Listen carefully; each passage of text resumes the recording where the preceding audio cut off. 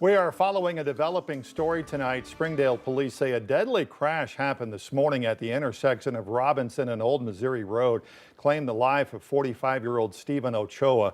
Investigators believe Ochoa was driving east on Robinson when he crashed into the back of an 18-wheeler at a stoplight.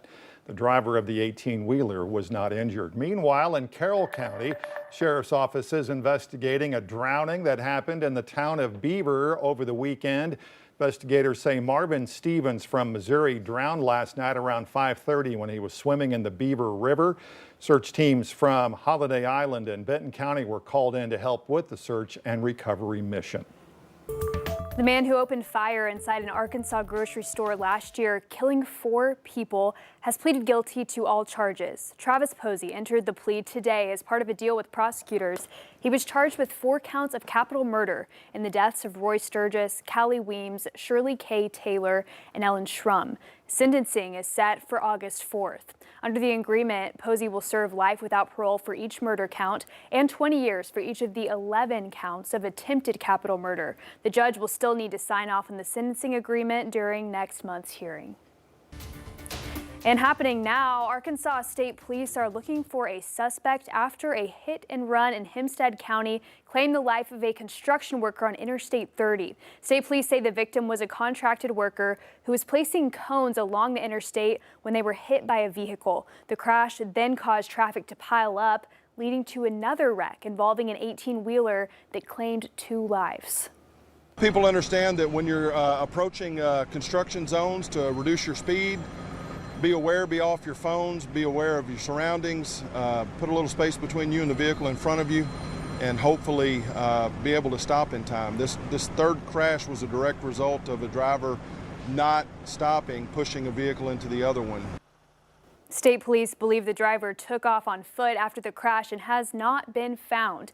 No information about their identity was provided, but investigators say they were driving a Buick that was left at the scene.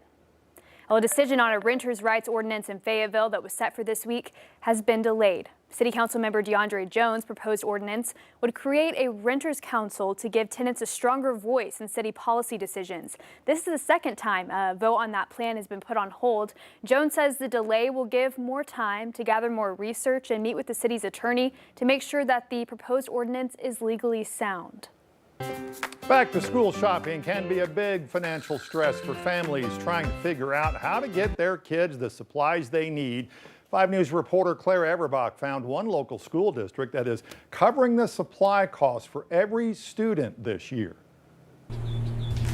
Yes, Darren, that's right. School supplies can cost up to $100 per student.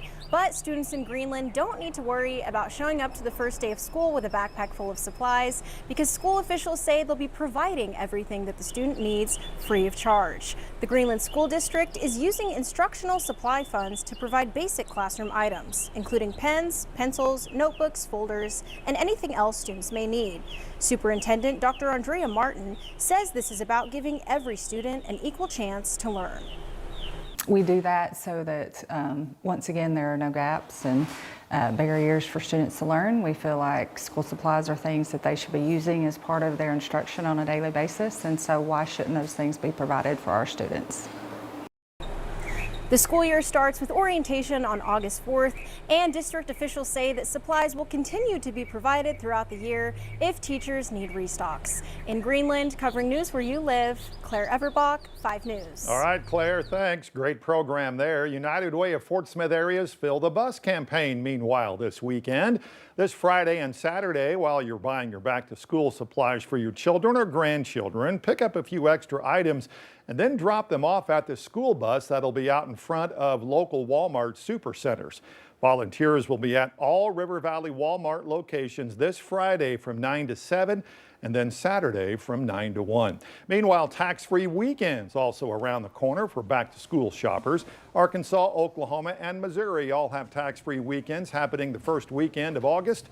Each of the states allow people to buy things like school and art materials, electronics, and clothing without paying state sales taxes ahead of the new school year.